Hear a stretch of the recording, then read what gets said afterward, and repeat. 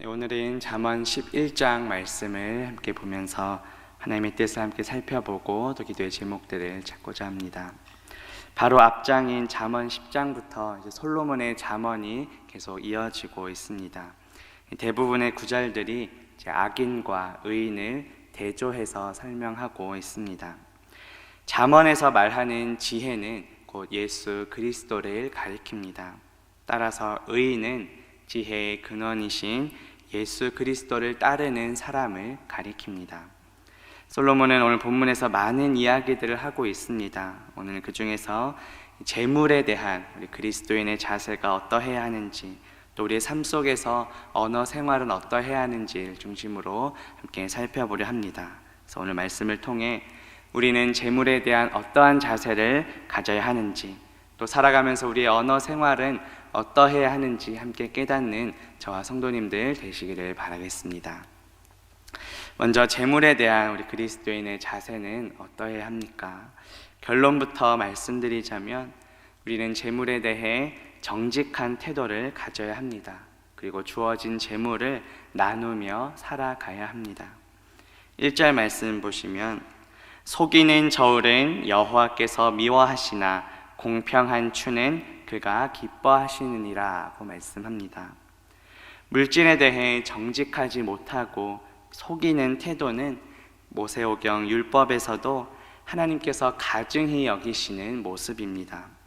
신명기 25장 13절에서 16절에 보면 너는 내 주머니에 두 종류의 저울추 곧 큰 것과 작은 것을 넣지 말 것이며 내 집에 두 종류의 돼 곧 큰 것과 작은 것을 두지 말 것이요 오직 온전하고 공정한 저울추를 두며 온전하고 공정한 되를 둘 것이라.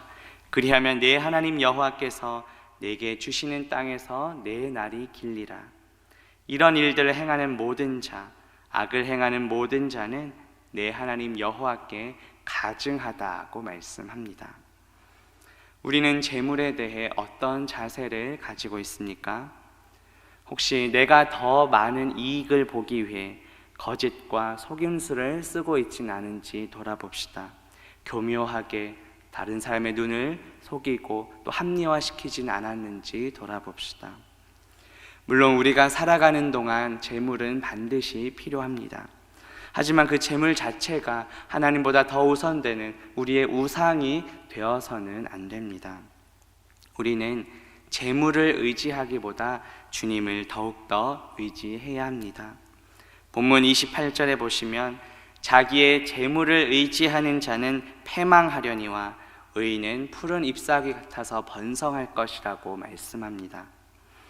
우리는 무엇을 의지하고 있습니까? 나의 재물을 의지하기보다 주님을 더욱 의지하는 저와 성도님들 되시기를 바라겠습니다.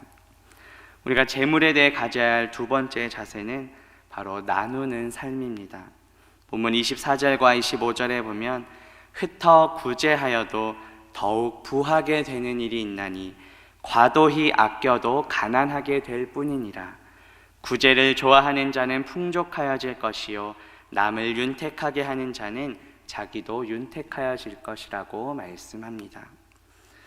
우리가 무엇인가를 받을 때도 물론 기쁘겠지만 내가 가진 것을 나누고 베풀 때 얻는 그 기쁨을 아마 느끼셨을 줄로 압니다.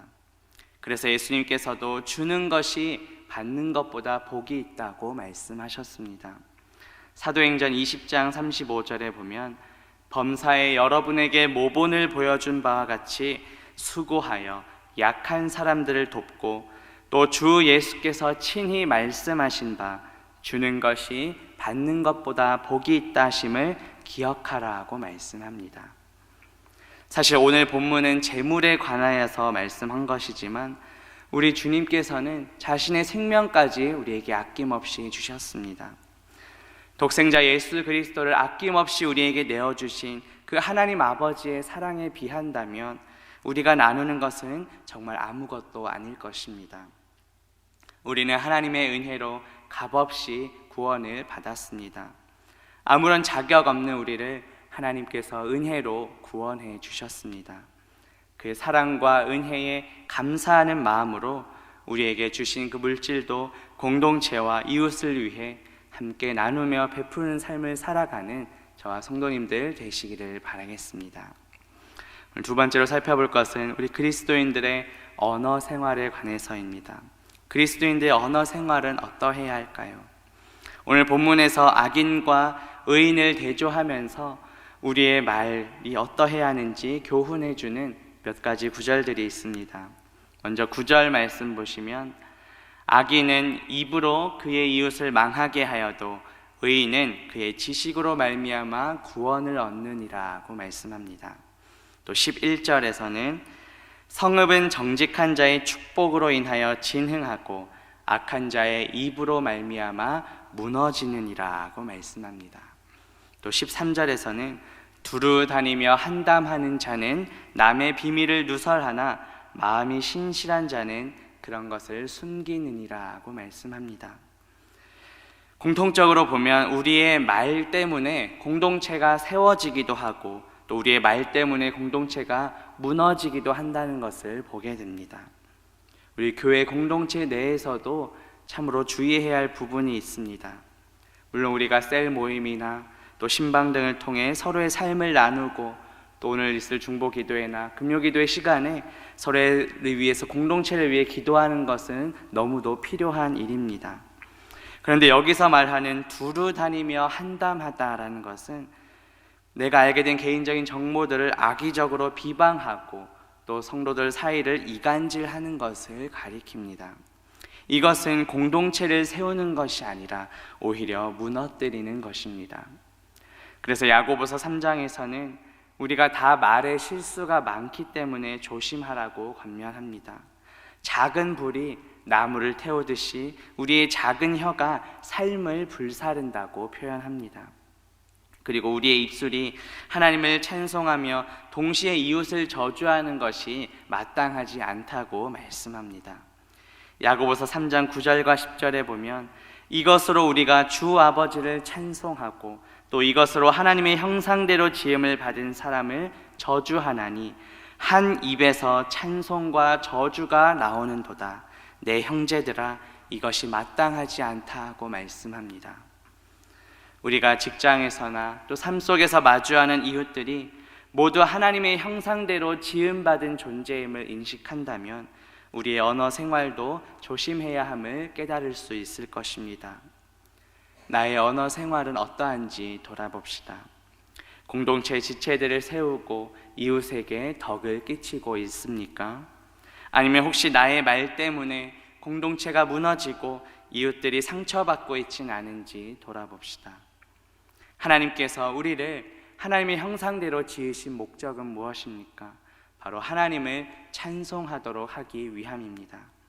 이사야 43장 21절에 보면 이 백성은 내가 나를 위하여 지었나니 나를 찬송하게 하려 함이라고 말씀합니다. 우리를 지으신 목적대로 나의 입술로 하나님을 찬양하며 살아가는 저와 성도님들 되시기를 바라겠습니다. 이제 말씀을 맺으려합니다. 오늘 말씀을 통해 재물에 대한 우리 그리스도인의 자세는 어떠해야 하는지 또 나의 삶에 있어서 언어 생활은 어떠해야 하는지 살펴보았습니다. 하나님은 우리를 창조하신 분이시고 우리를 구원하신 분이십니다. 창조하신 목적대로 하나님을 찬송하고 구원의 은혜에 감사하는 마음으로 주신 물질을 나누며 살아가는 저와 성도님들 되시기를 주님의 이름으로 바라겠습니다. 기도합니다. 하나님 아버지, 오늘 말씀을 통해 그리스도인의 재물에 대한 자세가 무엇인지 또 나의 삶에 있어서 언어 생활은 어떠해야 하는지 깨닫게 하시니 감사합니다. 하나님은 우리를 창조하신 분이십니다. 창조하신 목적대로 하나님을 찬송하는 삶을 살아가게 하옵소서. 나의 말로 인해 공동체가 무너지고 이웃이 상처받는 것이 아니라 공동체를 세우며 이웃에게 덕을 끼치는 말을 하게 하옵소서. 우리가 살아가는 동안 재물은 반드시 필요합니다. 재물을 대할 때 나의 욕심이 앞서서 거짓과 속임수를 행하지 않게 하시고 정직한 자세를 갖게 하옵소서. 재물을 의지하기보다는 우리를 구원하신 주님을 더욱 의지하게 하옵소서. 우리에게 아낌없이 생명을 주신 구원의 은혜에 감사하는 마음으로 주신 재물을 나누고 베풀며 살아가는 우리 모두가 되게 하옵소서. 예수님의 이름으로 기도합니다. 아멘.